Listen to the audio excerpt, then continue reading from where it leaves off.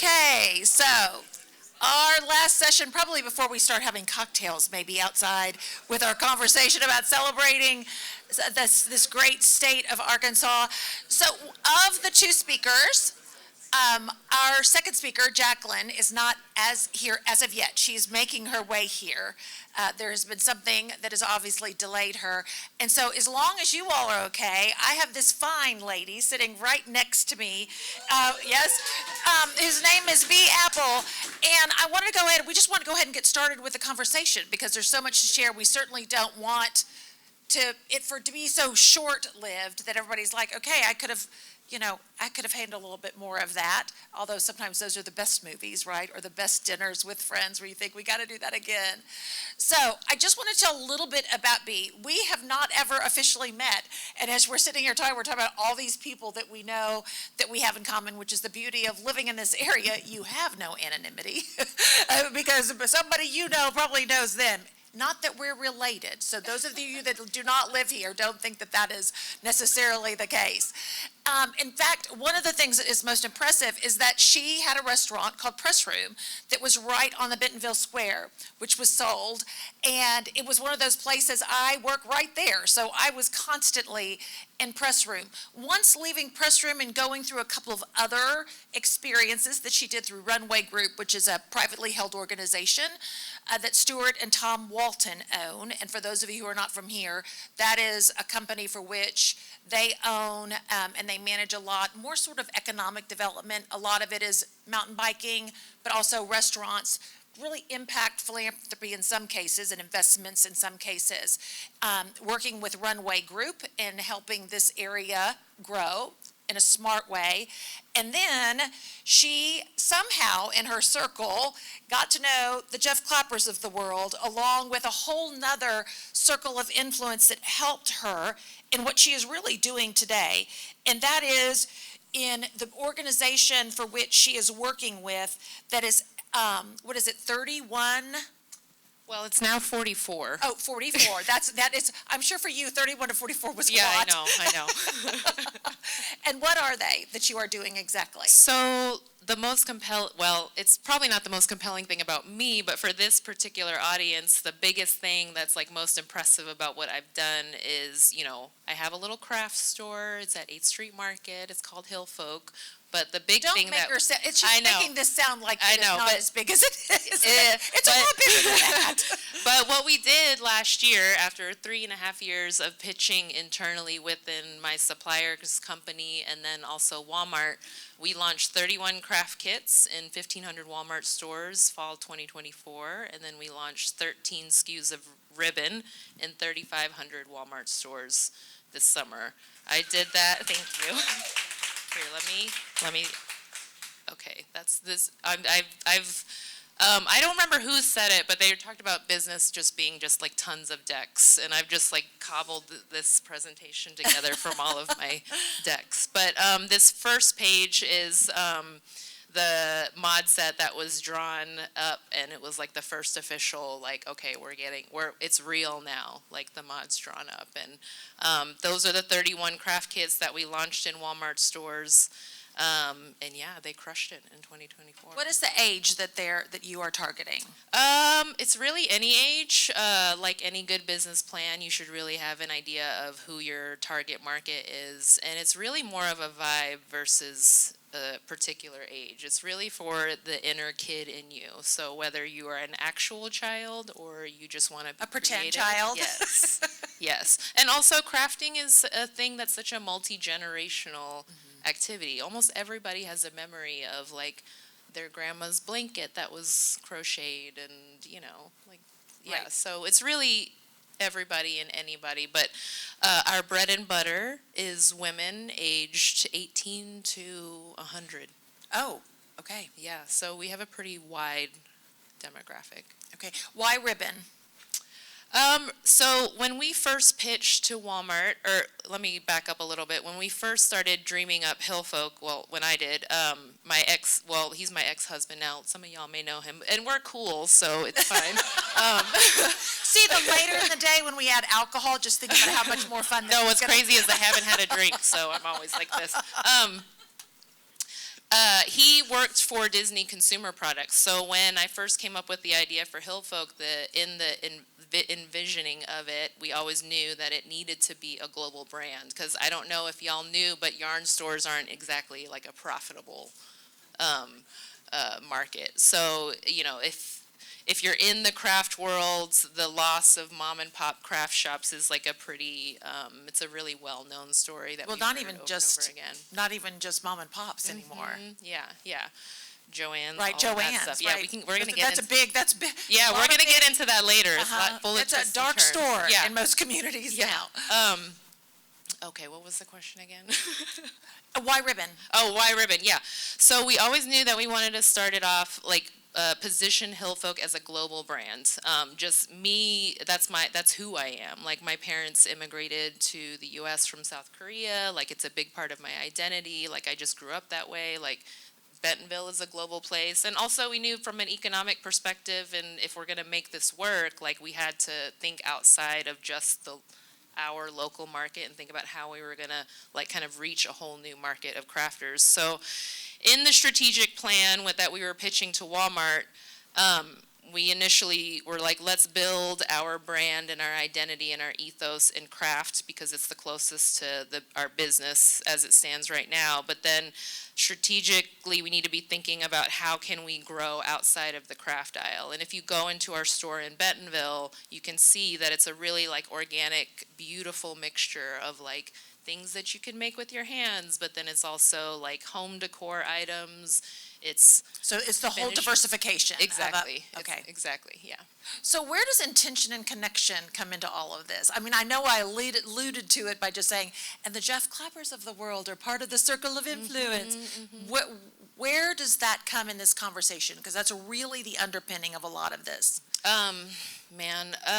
You know, I'm glad I'm kind of going in later in the day because it's been really cool to hear other founders' stories about how they got to the places that they are. Intention and connection is the only way that I could have done what I've done because I don't have any money. Like, you know, I did not. We've heard everybody talk about how important it is to have a plan up here today, but I also feel like we've heard a lot of people saying, oh, you think I have money? I don't have any money. Yeah. I think we've heard that on more than one conversation up on this stage. Yeah. You know, in let's see, I opened up Hill Folk in 2018, and then COVID hit in 2020, and that was brutal. Let me fast forward to this so you can see it. So this is a picture of me wearing a mask, sewing masks during COVID, and you know, just trying to navigate those times was so brutal. This little graph down here is that's an actual Instagram post of me riding the back 40. But that could also represent my bank account and like the feelings of a founder. Or even just like your emotional roller coaster. Exactly. And what's great is like when you learn how to mountain bike, like you actually like learn in a really quick way, like how do you deal with all of the emotions that come with being a founder. But when we got you know, I said before that I had run a restaurant press room. Right. One of the working titles for my memoir is How an Avocado Sandwich Got Me a Multi-million-dollar Walmart Deal. And it sounds jokey, but it's kind of true because when I ran Press Room, it was one of the only coffee shops downtown. I owned and operated it from 2011 to 2016, and almost every single Walmart leadership person, buyer, vendors from out of town came through that restaurant. So the relationships that I built being behind the bar, serving people coffee, but also the community at large, seeing me show up every single day. When I got to the point where fast forward to 2021, where we had kind of like struggled our way through COVID, the person who came to me and approached me about, because the craft kit idea, like I didn't pitch that to Walmart. Somebody came to me first. So this person found me, and it was actually a friend of a friend.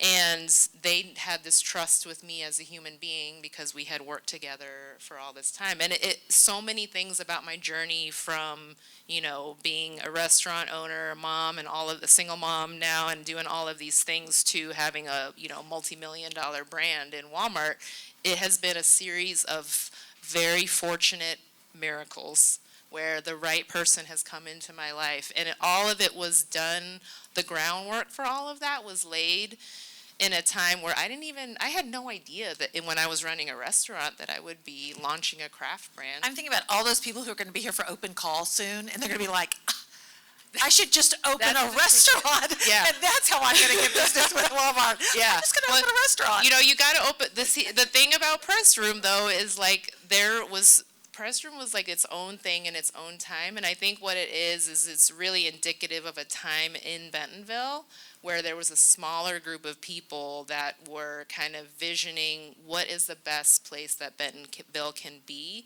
and then what is it going to take to make that happen, and then who are the people that are going to be doing it. And when you're in that building phase, it is magical, and then the friendships that you build along the way, it's so exciting.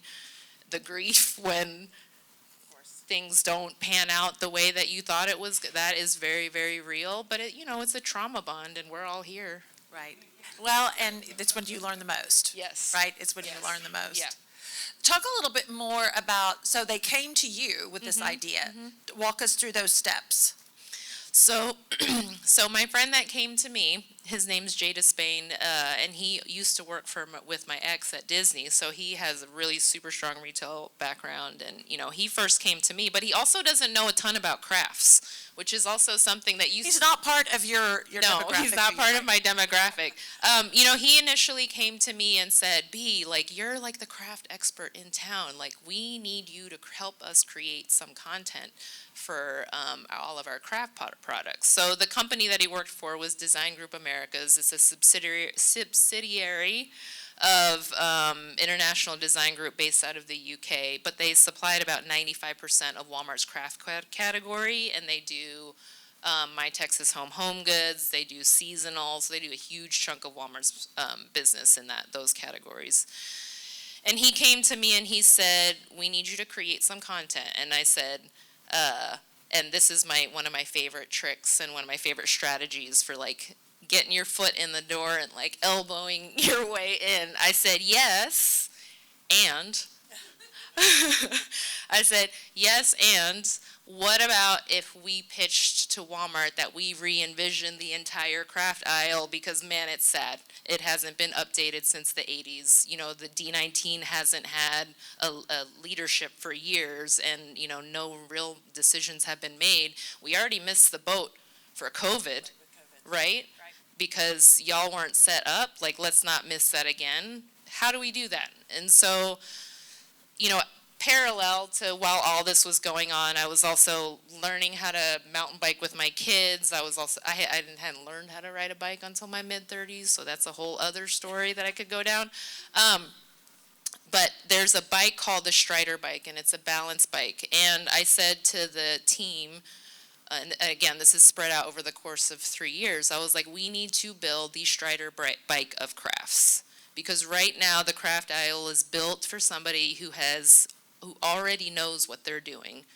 Sewing patterns, notions, all of that stuff. You got to have a working knowledge of how to make that stuff before you can actually use it. And then, you think about craft content, there's a ton of it out there on YouTube, on Instagram, on all Pinterest, of that stuff. right. Yeah, Pinterest, but there's not there's not a ton of brands that are really owning right. that space.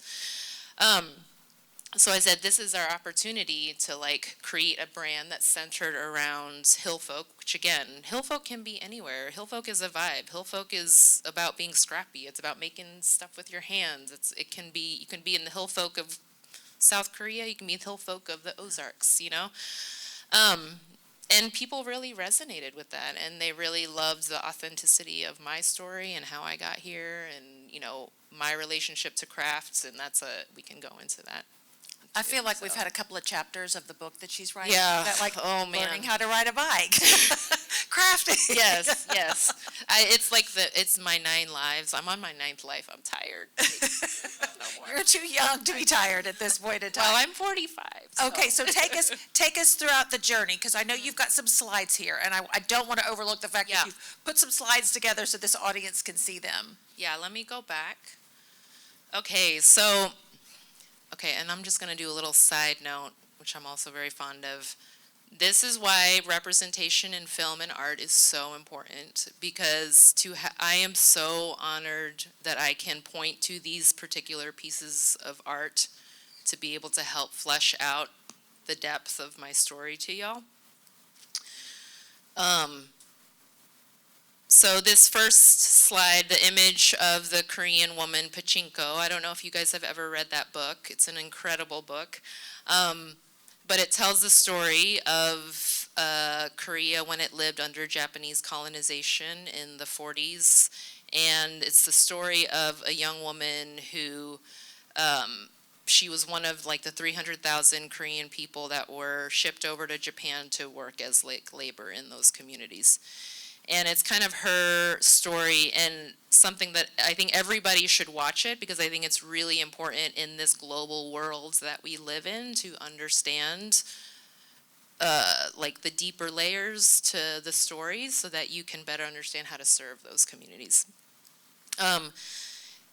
This is like very similar to my grandmother's story. She wasn't one of these people that went to Japan. She actually stayed in Korea and lived in Korea and owned and operated a restaurant, which I actually didn't find out until after I sold Press Room.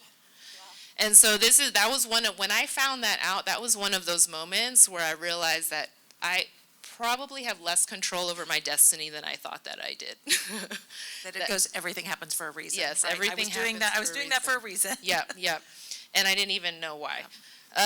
So, obviously she lived as a refugee and a restaurant owner and a mother of 4 children in war-torn Korea. And, the resilience that she built through all of that, it's really, and watching this show, like in the time frame where I was building all of this, like gave me so much inspiration, and also it was kind of like my ancestors, like, you better not give up right now, because they're like, we've been through literal hell for you to be able to sit in these rooms right now.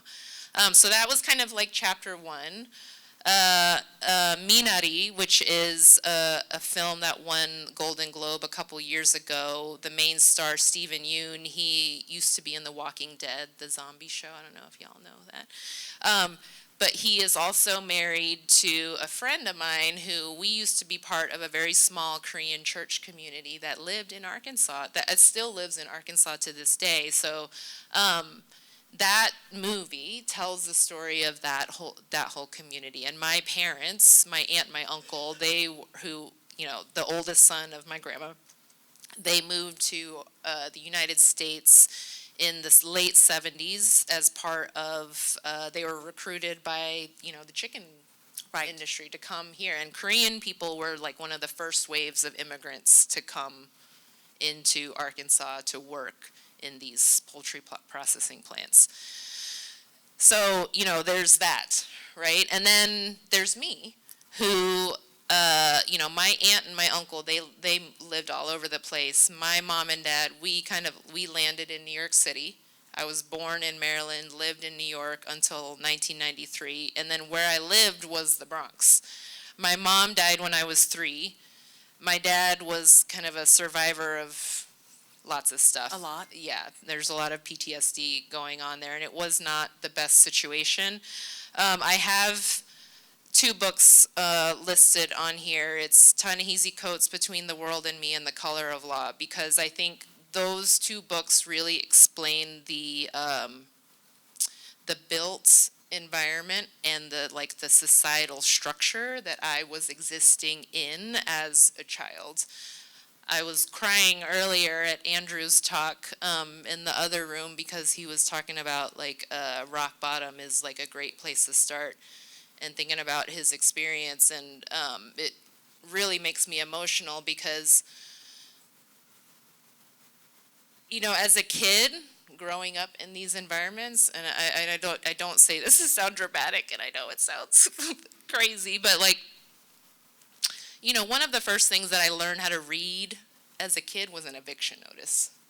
And I don't know what that does.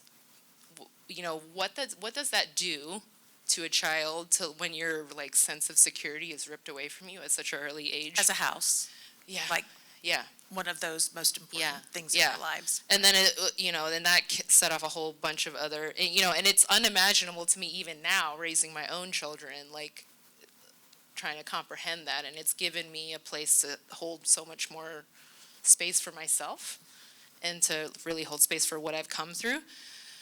But that was a really tough situation, and I grew up in such a like oppressive environment from living with my father who had mental illness, but throughout this like really dark and tough time, there were like some really amazing bright spots. And so those bright spots are the things that kind of like are a through line in the work that I'm doing now. I have a couple books up here because what I'm really grateful for and what has helped me sustain through these really hard times is like I have an amazing mind, and I've come to really appreciate like my ability to retain information, but then also learn things really quickly. And even though I didn't have like positive adult influences in my life at that time, I read voraciously. I would walk with my little sister to the library, and then like the 2 channels that we got on our TV with the bunny ears was Mr. Rogers' Neighborhood and Reading Rainbow, and Right. it was like these positive little moments of joy in a very dark childhood that really helped sustain me. And then where that connects to craft is around that time frame. I was 9-10 years old. I was taking my sister to the library down the street, and I just got into craft. I got into making things because I was really into the Little House on the Prairie books, and I really resonated with a lot of what they were going through because it was so hard. Right, it was rough. It was so hard. But something that really always amazed me about just people who live, well, just humans who like live in these types of situations is that like making things is so inherent to who we are. And I really felt as a child that like, this is gonna fix my life. And it's crazy that like as a child that you have to think about how as a kid am I gonna rescue myself out of a really sad, dark place. And it always came down to this, my hands. Right. A lot of growth is connected to art and doing art, whether it's painting or whether it's Yes. a craft. Yeah. That is really testament to how a lot of people, even from a professional development perspective, looking at it that because it helps your brain wander. Yes. And you're thinking. Yes. Yeah, and it's the struggle too. Like, I was teaching myself from these books that were like black and white with little squares, and imagine a 9-year-old version of me trying to like figure out how to crochet from these little YouTube was not popular. no, it was not. But struggling through all of that, I look back on it now, and it's just, I know I was building grooves in my brain and mental pathways that were going to help me later on in life. I mean, crafting saved my life. Talk about the sustainability lens to what your work is, because I think about crafting and texture and using anything and you can use anything and everything from the outdoors.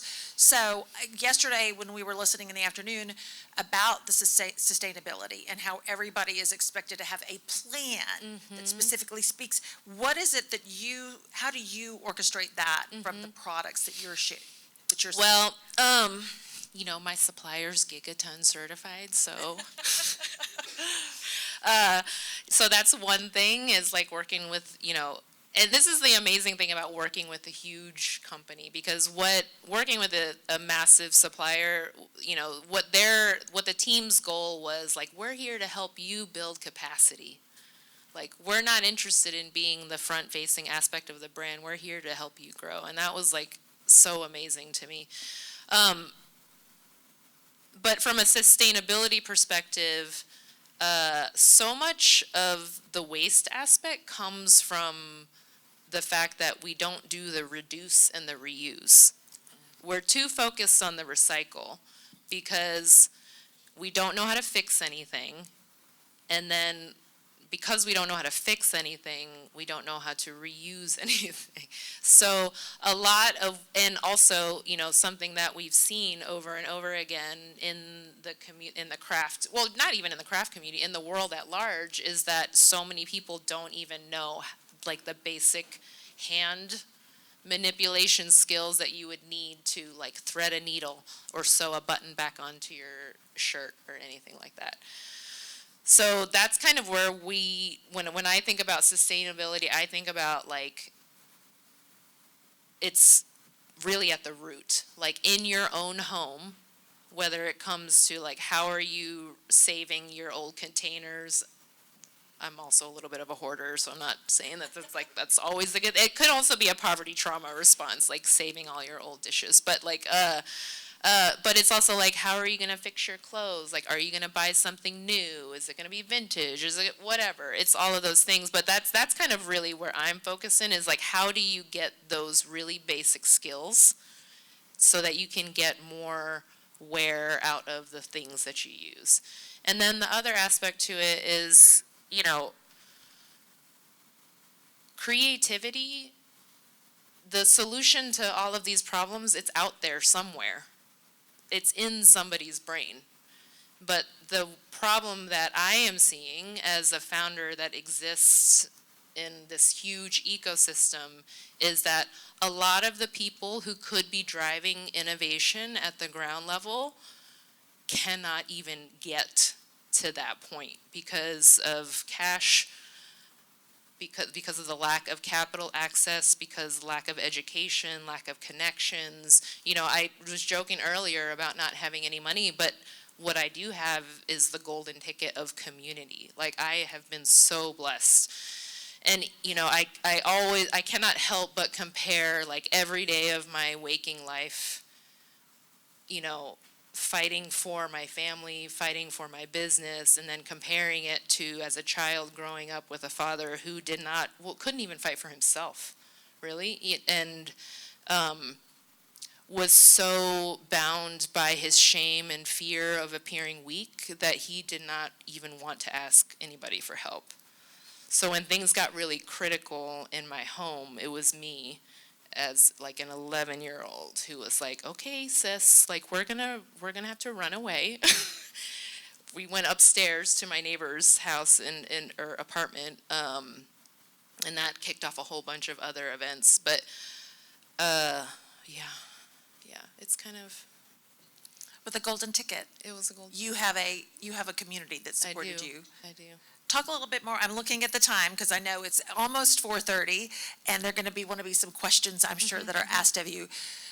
Talk just a little bit further, because I think that golden ticket really resonates with this idea of intention and connection, and how that relationships are so important. Being able to say, I don't know, which I, by the way, think are the hardest 3 words to say in this world. It's not, I love you. Yeah. It is, I don't know, and being Yeah. able to be bold enough to say it and know that you've got a community that will support you because there's somebody. Yeah. If they can't do it, somebody else can do it. Yeah. Something, because where I started when I was a kid was rock bottom, like, every step out felt like a brand new adventure. And in every phase of my career, I've approached those challenges with, like, a deep sense of humility and gratefulness to be in these spaces and the opportunity to learn. I've gone from working for a defense contractor in Connecticut where we were building submarines for the U.S. Navy in 2001, right before 9/11. Then went to South Arkansas as an engineer and worked in a facility that was destroying the U.S. stockpile of mustard gas that lives on an Army base in Whitehall. And then I worked in food safety for 7 years.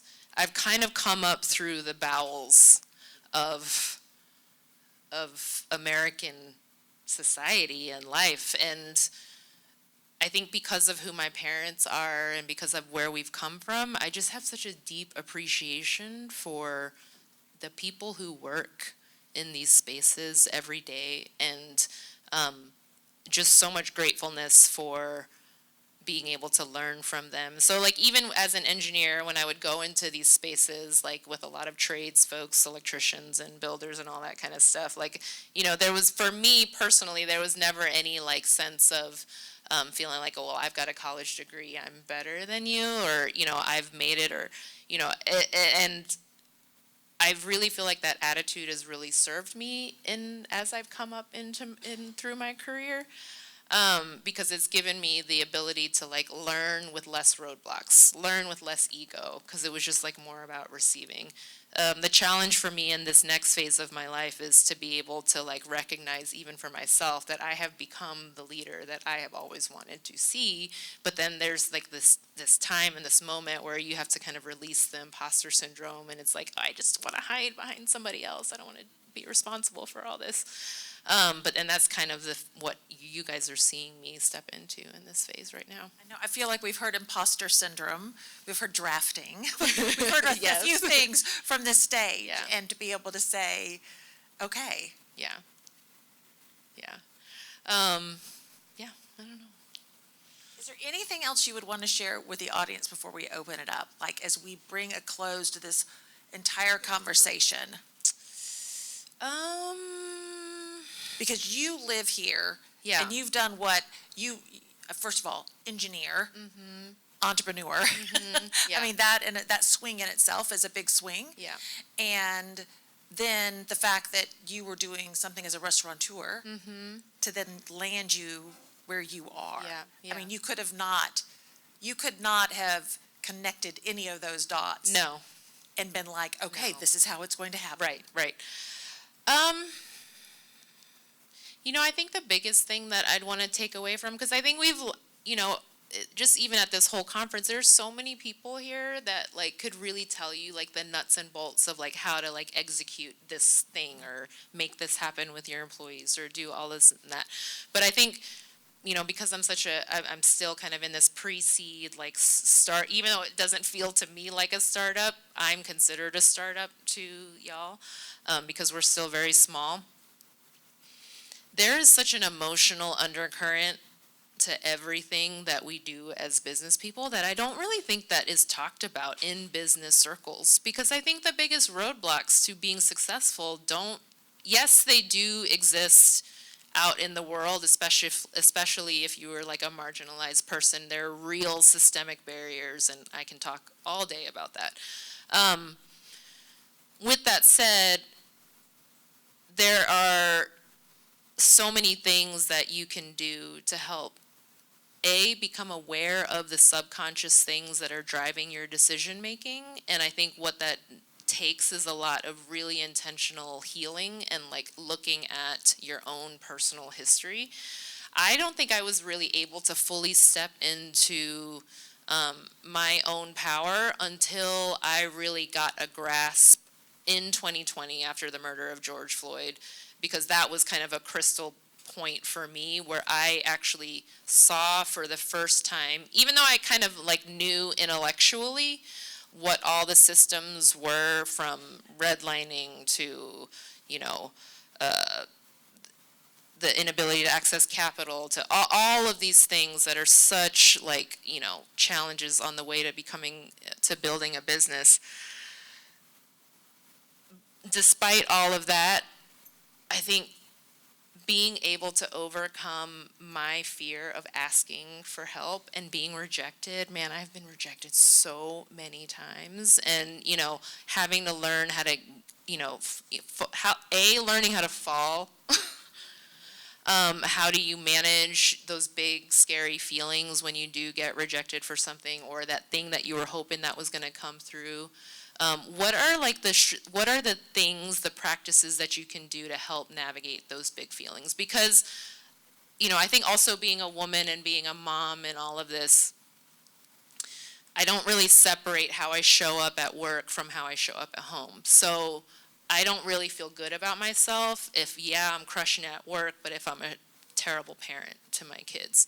So what that takes is a real intentional like commitment to developing enough self-discipline to like build in those practices into your life that help you manage a lot of those big feelings. So, Stress. Exactly. Stress. Getting outside, meditation, finding community, there's so many crafting, like all of that, being creative, so, like finding those things for yourself. I have got like a list of like 100 different things that I've developed over the course of my entire life, where it's like when I'm down in the dumps and I am depressed, and I'm like, don't know what the next place is to go, I'm like, okay, I'm going to cry about it, because I do cry all the time, because that's the other thing, like, there's, like, I don't really even see tears as being a weakness. Like, I think it's such a huge part of who I am, and I think the ability for me to express emotion while I am talking about the things that I've been through is super important for me to move the needle, because I know it's not just me. I'm representing myself up here. There are a whole bunch of people, and a lot of those young kids were sitting in this room earlier, and I want to show them that it's okay. That it's okay to do that. Yeah. Okay, we have a few minutes. Any questions? Oh, we've got one right here, Annie.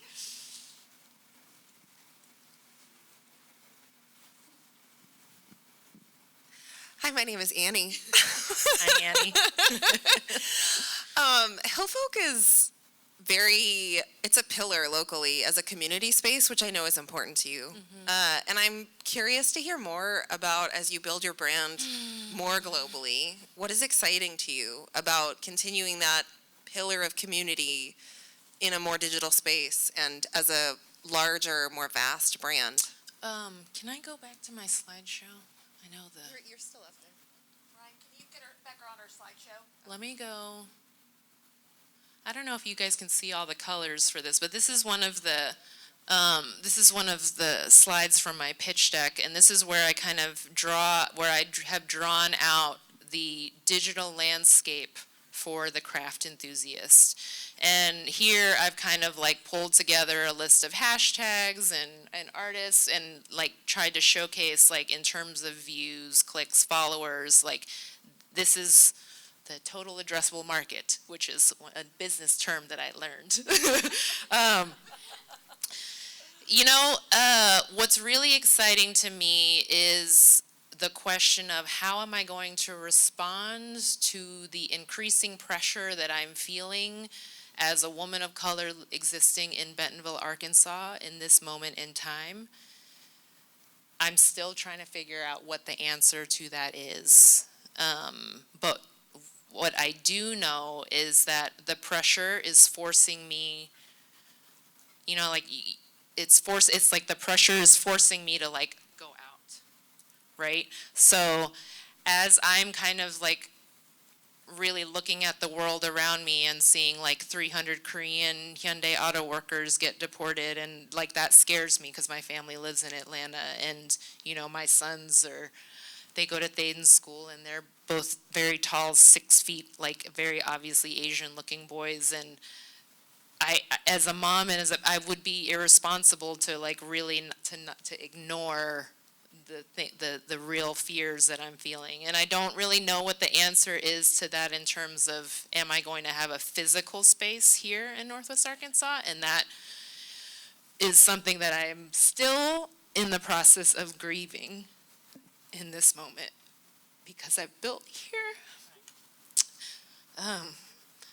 But in the absence of, when I feel the saddest about that is when I create. See, Annie, why did you ask me? But, I consider myself an artist, and I do create art. Like, one of the, in this time where I've been bootstrapped for cash, like, one of the things that has really been awesome is, like, we've been commissioned to do a bunch of art installations for the new home office. So it's like I'm so proud of myself and our team for doing that. But as an artist, it is our responsibility in these times to create. And so, I'm going to send y'all, after I make you guys cry, I'm going to make y'all follow us on our social.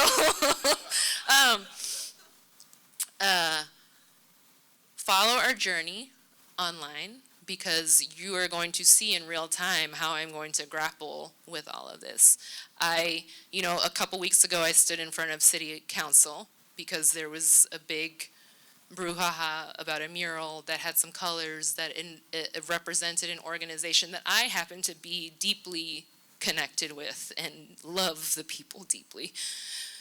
And I was in front of the city council talking to people that I have worked with for the last 15 years. And I said, I built in this community, and yet, I'm struggling to understand how are we going to move forward how am I going to move forward as a small business if I am literally witnessing in this moment the city marshal its forces to bring an issue to the table that never even needed to be there.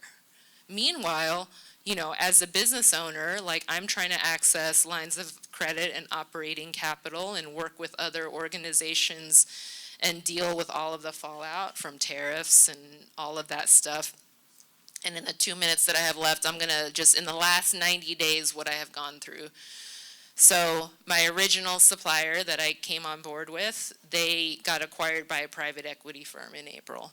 And then that started moving, and whenever I say that, everyone's like, ugh, because it's never a good thing. But in the last 90 days, my supplier filed for Chapter 11. And I watched my dreams and my royalties disappear in the space of an email. But what kept me hanging on was the team that I was working with, and they called me on the side and they said, hey, you're going to get this email, but we're already working with another supplier who wants to pick you up right now. And that was the thing that kept me going. I navigated through all of that in the last 90 days. And now, a lot of things fell apart to come together, and so we're on a good trajectory. But, again, the challenges are real. I'm going through them right now.